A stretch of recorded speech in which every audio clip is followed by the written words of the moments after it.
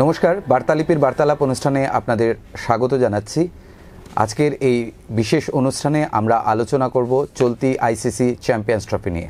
হ্যাঁ, ICC champions trophy মাঝপথে এগিয়ে গেছে টুর্নামেন্ট, এবং এই টুর্নামেন্টের এ গ্রুপে ভারত এবং নিউজিল্যান্ড এরই মধ্যে সেমিফাইনাল নিশ্চিত করে নিয়েছে। কিন্তু কোন লাইন আপে তারা সেমিফাইনাল খেলবে সেটা এখনও স্থির হয়নি, হবে রবিবার। তবে তার আগে বাংলাদেশ এবং পাকিস্তান এই টুর্নামেন্ট থেকে ছিটকে গেছে। সবচেয়ে বড় কথা, পাকিস্তান ছিটকে গেছে যারা এই টুর্নামেন্টের আয়োজক। ফলে আয়োজকদের কাছে এই টুর্নামেন্ট বড়ই হতাশার টুর্নামেন্ট। তবে অন্যদিকে জমে উঠেছে গ্রুপ বির খেলা। আজ যখন আমরা এই অনুষ্ঠানটি রেকর্ড করছি তখন আফগানিস্তান এবং অস্ট্রেলিয়ার ম্যাচ চলছে। আফগানিস্তান একটা বড়সড় টার্গেট দাঁড় করিয়েছে এবং অস্ট্রেলিয়া সেটাকে চেস করবে। এই টুর্নামেন্টেই আফগানিস্তান ইংল্যান্ডের মতো দলকে হারিয়েছে, ফলে তাদের মনোবল যথেষ্ট চাঙ্গা। এই ম্যাচের ফলাফল কিন্তু একটা অঘটনের ইশারা করছে। যদিও দলটা অস্ট্রেলিয়া, ফলে তারা যে কোনো সময় বাজিমাত করে দিতে পারে। আর যদি ঘটনা চক্রে আজকের ম্যাচে অস্ট্রেলিয়া হেরে যায় তাহলে কিন্তু অস্ট্রেলিয়া টুর্নামেন্ট থেকেও আউট হয়ে যেতে পারে। এরকম নানা ইকুয়েশন রয়েছে, এ নিয়ে আজ আমরা আলোচনা করব। আমাদের সঙ্গে রয়েছেন বিশিষ্ট ক্রীড়া সাংবাদিক, বার্তালিপির ক্রীড়া সাংবাদিক দ্বিজেন্দ্রলাল দাস। দ্বিজেন্দা, আপনাকে স্বাগত জানাচ্ছি। কি মনে হচ্ছে এখন কারেন্ট সিনারিওটা? যে এখন যে সিনারিওটা, আমরা যদি একটু গ্রুপের দিকে যাই, দেখব যে এক গ্রুপে প্রথম অঘটন বলা যায় যে পাকিস্তানের হার। কারণ পাকিস্তানের হারটাকে অঘটন এই কারণে বলছি যে লাস্ট যে চ্যাম্পিয়নশিপ হয়েছিল আইসিসি চ্যাম্পিয়ন্স ট্রফি, সেটাতে চ্যাম্পিয়ন দল ছিল পাকিস্তান। এবার তারা আয়োজক দেশ হওয়ার সুবাদে ডিফেন্ডিং চ্যাম্পিয়ন এবং আয়োজক দেশ, দুটো জিনিস একসঙ্গে হওয়ার ফলে তাদের কিন্তু অনেকেই যে অন্তত সেমিফাইনালিস্ট হিসেবে ধরে নেওয়া হয়েছিল। ফলে নিউজিল্যান্ডের কাছে হারটা তাদের কাছে কিন্তু একটা বড় ধাক্কা। এবং এই যে ধাক্কাটা সামলে মানে অনেকেই ভেবেছিলেন হয়তো ভারত পাকিস্তান, তাদের দ্বিতীয় ম্যাচ ছিল কিন্তু ভারতের সঙ্গে। তো ভারতের সঙ্গে ম্যাচ মানেই পাকিস্তান একটা মানে ঘায়েল চিতার মতন মানে লড়াই করা, আক্রমণ করা। কিন্তু সেই আক্রমণটা কিন্তু আমরা ভারত পাকিস্তান ম্যাচে দেখতে পাইনি। বরং ভারত প্রথম ম্যাচে জয়ের ফলে সেকেন্ড ম্যাচটা যেমন আরেকটু ইজিলি, সহজভাবেই বলতে গেলে কি সহজভাবেই জিতলো। তো ভারত পরপর পাকিস্তান দুটি ম্যাচ হারার ফলে তারা কিন্তু আসর থেকে ছিটকে গেল। ফলে আইসিসি চ্যাম্পিয়ন্স ট্রফিতে শুরুতে একটা মানে বেশ ভালো ধাক্কা খেলো যে পাকিস্তান হেরে যাওয়ায়। আরেকটা বিষয় হলো যে গ্রুপে পাকিস্তান যেরকম হারলো, এমন হতাশজনক পারফরমেন্স কিন্তু বাংলাদেশেরও। তো সবাই অনেকটা পরপর দুটো ম্যাচে হারার ফলে সবাই ভেবেছিলেন যে কে সবচেয়ে খারাপ দল, বাংলাদেশ না পাকিস্তান, এই ম্যাচটা আমরা এই লড়াইটা হবে। কিন্তু বৃষ্টিতে সেই লড়াইটা সমান সমান হয়ে গেল। তো দুটি দলের কাছে একটা বিষয় কি যে বাংলাদেশ এবং পাকিস্তান তাদেরকে খালি হাতে আর ফিরতে হয়নি, 1 পয়েন্ট পকেটে নিয়ে চ্যাম্পিয়ন্স ট্রফি শেষ করলো। এখন লড়াইয়ের যে বিষয়টা, দুটি দল দুটি ম্যাচে হারার ফলে ভারত এবং নিউজিল্যান্ডের পক্ষে সেমিফাইনাল খেলা একদম সহজ হয়ে গেল। এখন লড়াইটা হলো কে গ্রুপ চ্যাম্পিয়ন হবে। সেই লড়াইটা আমরা দেখব রবিবার ভারত এবং নিউজিল্যান্ডের সঙ্গে। তো এখানে দর্শকদের একটা কথা জানিয়ে রাখি, আগামী রবিবার বেলা 2:30 থেকে এই ম্যাচ শুরু হবে। এবং এই ম্যাচ শুরুর আগে আজকে আমরা একটু আগে যে ইনফরমেশন দেখেছি তাতে দেখা যাচ্ছে যে রোহিত শর্মা চোটজনিত কারণে ওই ম্যাচটি নাও খেলতে পারেন, এবং যদি তিনি না খেলেন তার পরিবর্তে শুভমান গিল অধিনায়কত্ব করবেন। অধিনায়কত্বে তার ডেবিউ হবে। এটা কিন্তু একটা বড় খবর। তবে আমরা চাইবো রোহিত শর্মা খেলুন, কারণ এটা একটা ভাইটাল ম্যাচ, সেমিফাইনাল ম্যাচ। তো ভারতের আরেকটা ব্যাপার হচ্ছে যে আমরা মানে একটা শুভ খবর, মানে ভালো খবর ছিল যে রোহিত শর্মা কিন্তু বেশ একটু ফর্মেই রয়েছেন। হ্যাঁ, বড় স্কোর, হাফ সেঞ্চুরি না করতে পারলেও দুটি ম্যাচে কিন্তু ভালোই খেলেছেন। পাশাপাশি এই দুটি ম্যাচে দুটি সেঞ্চুরি আমাদের হয়েছে। প্রথম ম্যাচে শুভমান গিল সেঞ্চুরি করেছেন এবং সেকেন্ড ম্যাচে বিরাট কোহলির সেঞ্চুরি। তো বিরাট কোহলির সেঞ্চুরিটা কিন্তু ভারতের কাছে একটা মস্ত বড় প্লাস পয়েন্ট, কারণ বিরাট অনেক দিন ধরেই রান পাচ্ছিলেন না। সে নিজেও একটু চিন্তিত ছিলেন। ফলে পাকিস্তান ম্যাচের আগে আমরা যেটুকু খবর পেয়েছি, যেটুকু দেখেছি যে বিরাট একটা বাড়তি পরিশ্রম করছেন যাতে রানে ফেরা যায়।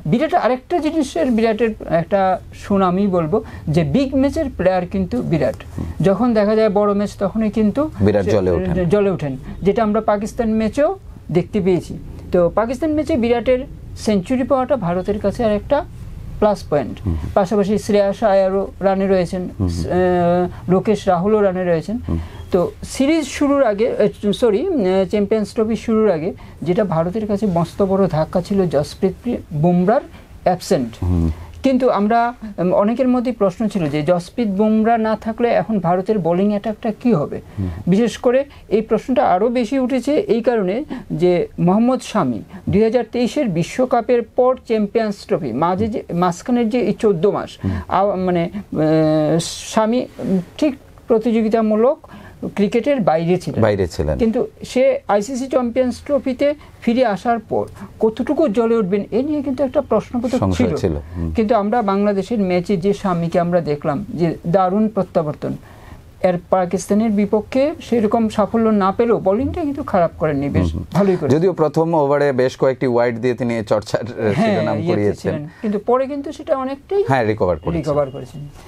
তো এই আসরে কিন্তু সবচেয়ে বড় চমক আমি বলবো যে আফগানিস্তানের পারফরমেন্স। হ্যাঁ দ্বিজেন্দ্র, আমি এই কথাই বলছিলাম যে আমরা ভারতের ম্যাচে একটু পরে আসছি। এই যে গ্রুপ বি ভীষণ ইন্টারেস্টিং হয়ে উঠেছে। ইংল্যান্ড অস্ট্রেলিয়ার বিরুদ্ধে 350 করেও ম্যাচটা জিততে পারেনি, ভাবার বাইরে ছিল। ওরা ওই ম্যাচ হেরে যাওয়া, একটা মনোবল ডাউন হয়ে যাওয়া, তারপর তারা আফগানিস্তানের সঙ্গে হেরে ছিটকেই গেল টুর্নামেন্ট থেকে।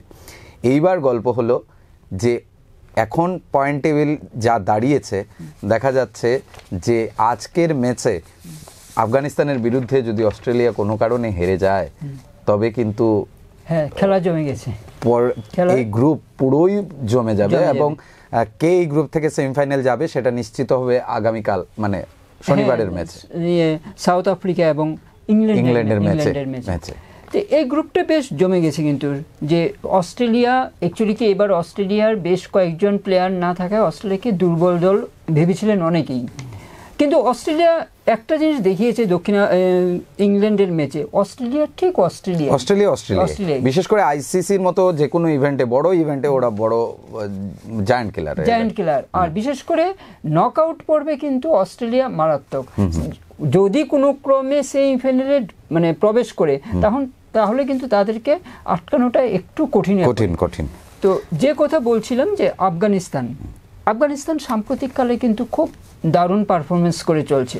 আমরা যদি 2023 সালের বিশ্বকাপ দেখি কিংবা T20 বিশ্বকাপ দেখি, তাহলে কিন্তু তারা বড় বড় দেশগুলিকে তারা হারিয়েছে। এবং যে ম্যাচটা আমরা ইংল্যান্ড অস্ট্রেলিয়া ম্যাচে সেঞ্চুরি করে বেশ একটা ভালো করেছিলেন ডুকেট, কিন্তু এরপরের ম্যাচে যে আফগানিস্তানের ইংল্যান্ডের বেন ডুকেট 165 করেছিলেন অস্ট্রেলিয়ার এগেনস্টে, করে চ্যাম্পিয়ন্স ট্রফিতে একটা বেশ তাক লাগিয়ে দিয়েছিলেন, আলোচনার কেন্দ্রে চলে এসেছিলেন তিনি। কিন্তু এরপরের ম্যাচটায় আমরা আফগানিস্তান এবং ইংল্যান্ড ম্যাচে ইরফান জার্দান যে ইনিংসটা খেলেছেন 177 রানের ইনিংসটা খেলেছেন, এটা এখন পর্যন্ত কিন্তু এবারে চ্যাম্পিয়ন্স ট্রফিতে একটা এখানে দ্বিজেন্দা এবং সেই সঙ্গে দর্শকদের একটা মজার তথ্য দিই।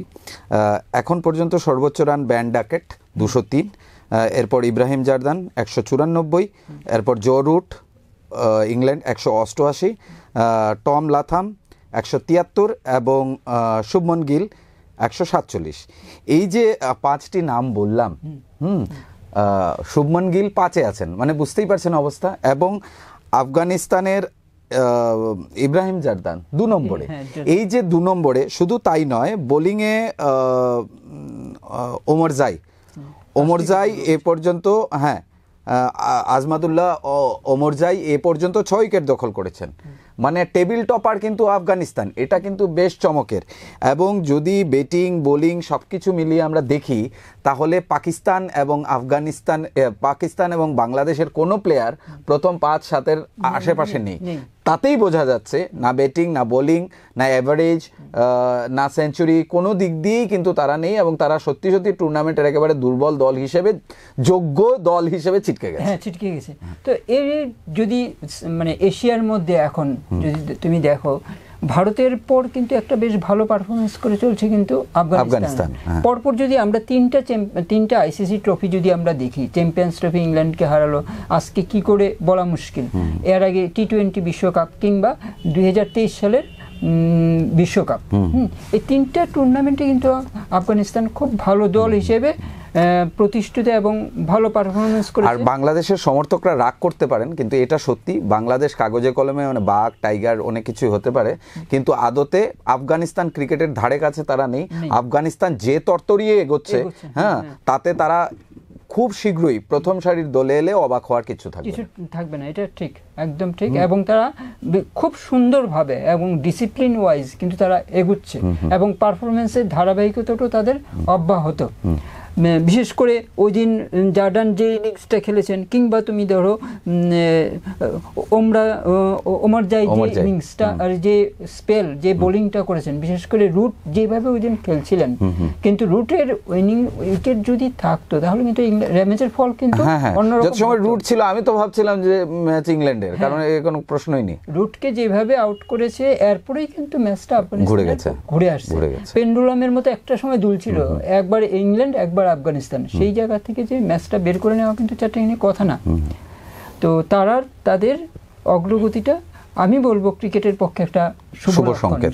ছোট দেশগুলি, যে দেশগুলিকে আমরা ছোট বলি সাধারণত, ছোট দেশগুলি যখন পারফরমেন্স আন্ডারডগ দলগুলির, এটা কিন্তু ক্রিকেটের পক্ষে একটা শুভ লক্ষণ এবং ভালো ইঙ্গিত। কিন্তু বাংলাদেশের ইঙ্গিতটা মোটেও ভালো নয়। তারা এত বছর ধরে ক্রিকেট খেলার পর একটা দুটো ম্যাচও জিততে পারে না, এবং তাদের মিডিয়া মানে একটা এমন আকাশ পাতাল একটা হাইপ তৈরি করে, যা বিচ্ছিরি লাগে, এবং তাদের মিডিয়াই তাদের উপর চাপ তৈরি করে দেয়। হ্যাঁ, তাদের মিডিয়াই তাদের উপর চাপ তৈরি করে দেয়, এবং এবারও আসার সময় কি হই হই ব্যাপার, যেন বাংলাদেশ একেবারে চ্যাম্পিয়ন হয়ে ঘরে চলে যাবে। ওরা এটাই বুঝতে পারছে না যে একটা দুটো ম্যাচ কি করে জেতা যায়। একটা বড় দল হতে গেলে, আইসিসির লায়ন্স শেয়ার খেতে গেলে অনেক কিছুর প্রয়োজন হয়। বাংলাদেশ দলের সেই সব শিক্ষার প্রয়োজন আছে বলে মনে করি, প্রয়োজন আছে। এবং তারা দেখে শিখুক আফগানিস্তানের মডেল, আফগানিস্তান কিভাবে উন্নতি করছে। ওদের নিজেদের দেশে মাঠ নেই, ওদের নিজেদের দেশে খেলার মতো পরিবেশ নেই, তারপরও যেভাবে ওরা দুনিয়ার তাবড় দলগুলোকে কাঁপাচ্ছে, সেটা কিন্তু সত্যি একটা দৃষ্টান্ত। আর তাদের আরেকটা মানে বড় প্লাস পয়েন্ট হচ্ছে, তাদের মধ্যে একটু ম্যাচ উইনার রয়েছে, প্রচুর ম্যাচ উইনার। ফলে যে কোনো দিন যে কেউ জ্বলতে পারে, এবং বিশ্ব ক্রিকেটের কাছে একটা মানে আইডিয়াল টিম হিসেবে নিজেদের প্রতিষ্ঠিত কিন্তু করেছে। এক্স্যাক্টলি।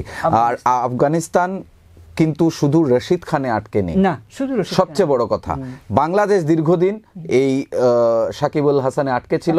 হ্যাঁ, সাকিব, মুশফিক, মোহাম্মদুল্লাহ রিয়াদ, এই 3-4 জন থেকে তারা বৃত্ত থেকে বেরিয়ে আসতে পারেনি, এবং ওই বৃত্তেই ঘোরাফেরা করছে। ওদের বিপিএল এর স্ট্যান্ডার্ডও তেমন নেই, যার জন্য তাদের ঘরোয়া ক্রিকেটের উন্নতি নেই নানা কারণেই। কিন্তু at the same time Afghanistan মানে অনেক উন্নতি করছে, এবং কোনো একটা নামে তারা আঁকড়ে ধরে নেই। তাদের যে অভ্যন্তরীণ যে সমস্যাটা, সেই সমস্যাটাকে তারা এক পাশে রেখে কিন্তু ক্রিকেটটা নিয়ে এগিয়ে চলেছে। আরেকটা লক্ষণীয় বিষয় তুমি দেখবে যে যখন যে আইসিসি টুর্নামেন্টগুলি যে দেশে হয়ে থাকে, তারা কিন্তু মেন্টর হিসেবে সেই দেশের একজন প্রাক্তন ক্রিকেটারকে তারা মেন্টর হিসেবে নিয়োগ করেন। যেমন আমরা 2023 সালের বিশ্বকাপে আমরা দেখেছিলাম অজয় জাদেজাকে। হ্যাঁ, ঠিক তেমনি যখন টি-20 বিশ্বকাপের সময় আমরা দেখলাম, এবং এখন আইসিসি চ্যাম্পিয়ন্স ট্রফির সময় দেখলাম তারা একজন পাক ক্রিকেটারকে তাদের মেন্টর হিসেবে ব্যবহার করছে। এর ফলে কি হয় যে ওই দেশের সংস্কৃতিটা, ওই দেশের পরিবেশ, আবহাওয়া, উইকেট সম্পর্কে যে তাদের সম্যক ধারণাটা তৈরি হয়, সেটা কিন্তু তারা মানে রপ্ত করতে পারে সহজে। এই বিষয়টার উপর কিন্তু তারা গুরুত্ব দিচ্ছে। এটা কিন্তু আরেকটা লক্ষণীয় বিষয়। দ্বিজেন দা, এবারে আমি আসতে চাইবো সরাসরি ইন্ডিয়া ম্যাচে। নিউজিল্যান্ডের বিরুদ্ধে ম্যাচটাকে কিভাবে দেখছো? নিউজিল্যান্ডের বিরুদ্ধে ম্যাচটা খুব টাফ হবে। দুটি দলই বেশ ভালো ছন্দে রয়েছে। তো ভারত কোনো সর্বাবস্থায় চাইবে যে ম্যাচটাকে জিততে, এবং তাদের প্রতিপক্ষ হিসেবে তারা কিন্তু মনে প্রাণে সবকিছু নির্ভর করছে রেজাল্ট এবং অনেক যদি বাট ইফ বাটের উপরে। তারা কিন্তু সেমিফাইনালে আমার মনে হয় তারা চাইবে কিন্তু দক্ষিণ আফ্রিকা কি চাইবে। আমার এখানে ভারত কি চাইবে বা ভারতের সমর্থকরা কি চাইবেন সেটা একটা পাশে সরিয়ে আমি কিন্তু চাই অস্ট্রেলিয়া কোনো মতে ফাইনালে উঠুক আর ভারতও কোনো মতে ফাইনালে উঠুক, এবং যে 2023 বিশ্বকাপের যে প্রতিশোধটা আছে সেই প্রতিশোধের বিশ্বকাপ ফাইনালের যে প্রতিশোধমূলক ম্যাচ যেটা নরেন্দ্র মোদী স্টেডিয়ামে হয়েছিল এবং ভারত সেই স্বপ্নভঙ্গ ঘটিয়েছিল সেদিন, ওই স্বপ্নভঙ্গের ম্যাচের প্রতিশোধ হোক এবারকার চ্যাম্পিয়ন্স ট্রফি। হ্যাঁ, এটা কেবল ধরো আমি কিংবা তুই নই, এটা অনেক ভারতীয়ই কিন্তু চাইবে যে ক্যাঙ্গারু বধটা সে দুবাই হোক, সেই দুবাই হোক, সেমিফাইনাল আর ফাইনাল খেলো ভারত পাকিস্তান। আর ভারত পাকিস্তান ম্যাচ কিন্তু ভারত অস্ট্রেলিয়া ম্যাচ কিন্তু মানে যখন যেখানেই হোক ধীরে ধীরে সেটা কিন্তু একটা মানে হাই ভোল্টেজ ম্যাচ, এটা একটা বাড়তি উত্তেজনা থাকে, বাড়তি আশা প্রত্যাশা সবকিছু এটা বাড়তি থাকে। তো আমরা চাইবো 2023 সালে যেটা হয়নি সেটা দুবাই হোক এবং ভারত অস্ট্রেলিয়া। যদিও আমরা অনেক কিছুই ভেবে নিচ্ছি, এর আগে নিউজিল্যান্ড ইন্ডিয়া ম্যাচ আছে, এর আগে ইংল্যান্ডের ম্যাচ আছে, এবং সবচেয়ে বড় কথা আজকের ম্যাচটা গুরুত্বপূর্ণ। যেভাবে আফগানিস্তান খেলছে তাতে তারা জিতে গেলেও কিন্তু অবাক হওয়ার কিছু থাকবে না। যাই হোক, আমরা একেবারে শেষ করতে চলেছি। নিউজিল্যান্ড ম্যাচে শুভমান গিল যদি নেতৃত্ব আসেন সেই অর্থে রোহিত শর্মা বাইরে থাকবেন, ওপেনিং কাকে দেখছেন আপনি? এখন ইন্ডিয়ার মানে বিকল্প অনেক, যে লোকেশ রাহুলকে অনেক পরের দিকে নামিয়ে দেওয়া হচ্ছে। হ্যাঁ, অনেক লোকেশ রাহুল আপগ্রেড আসতে পারে, কিংবা বিরাট কোহলিও কিন্তু আসতে পারে। বিরাট কোহলিও যদিও আমার মনে হয় না যে বিরাট কোহলিকে তারা নামাবেন বলে প্রথমে, তবে আমার মনে হচ্ছে লোকেশ রাহুলের সম্ভাবনা খুব বেশি রয়েছে। শুভমন গিলের সঙ্গে হয়তো আমরা লোকেশ রাহুলকেই দেখতে পাবো, কারণ শুরুতেই যদি বিরাট কোহলির মতো একজন ব্যাটসম্যান যদি মানে কোনো ক্রমে আউট হয়ে যান তাহলে এটা কিন্তু দলের পক্ষে একটা মস্ত বড় চাপ সৃষ্টি হয়। তো সেটা হয়তো বা ভারত কোনোভাবেই চাইবে না যে ওপেনিং এ কোহলিকে পাঠিয়ে একটা, আর রাহুলকে তো এক্সপ্লোর করাই হয়নি, এক্সপ্লোর করা হয়নি। এবং নিচের দিকেও কিন্তু রাহুল বেশ ভালো খেলছেন, বেশ পরিণত ক্রিকেটারের পরিচয়টা কিন্তু দিচ্ছেন। ফলে রোহিত শর্মা না খেললে আমরা লাইন আপে একটু অদল বদল দেখতে পারবো, এবং এই অদল বদলটা কেমন হয়, কতটা ভালো হয় সেটাও বুঝতে পারবো। যদিও ওই ম্যাচ নিয়ে ততটা টেনশনের কিছু নেই, কারণ ভারত এবং নিউজিল্যান্ড উভয় দল কিন্তু এরই মধ্যে সেমিফাইনালে পৌঁছে গেছে। আমাদের চোখ থাকবে রবিবারের ম্যাচের দিকে। তবে তার আগে দুটো, বিশেষ করে বি গ্রুপের নির্ণায়ক দুটি ম্যাচ আজ চলছে, একটি আফগানিস্তান বনাম অস্ট্রেলিয়া এবং আগামীকাল ইংল্যান্ড বনাম সাউথ আফ্রিকা। এই দুটো ম্যাচের পর ঠিক হবে যে বি গ্রুপ থেকে সেমিফাইনাল লাইন আপটা কী দাঁড়ালো, এবং রবিবার ঠিক হবে এ গ্রুপ থেকে সেমিফাইনাল লাইন আপটা কী দাঁড়ালো।